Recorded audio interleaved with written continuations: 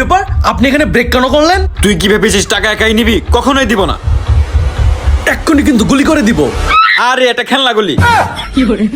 আরে ভাইয়া এগুলি দিয়ে এখন আমরা কি করবো? এই নেন গুলি।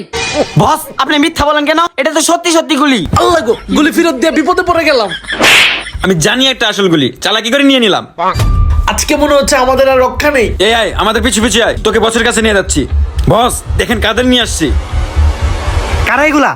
বস টাকাওয়ালা মানুষ। টাকা টাকা দে দে। টাকা কই? টাকা নাই মানে? দেখি তো টাকা কই গেল। শুনবা কাহিনী? ফ্ল্যাশব্যাক শুনো। আমি আগেই বুঝতে পারছিলাম তোর মনে ঘাবলা আছে, তাই তো আমি টাকাগুলোকে এমন জায়গায় ছুঁড়ে মেরেছি যে আমি ছাড়া ওটার সন্ধান কেউ দিতে পারবে না। আমি জানতাম এরকম একটা কাহিনী হতে পারে। তবে রে জলদি আমাদের টাকা সন্ধান দে, না দিলে তোকে আমরা দেখে নেব। তো গাইস ভিডিওটি ভালো লাগলে এখনই সাবস্ক্রাইব করুন। সাবস্ক্রাইব করেছেন তো?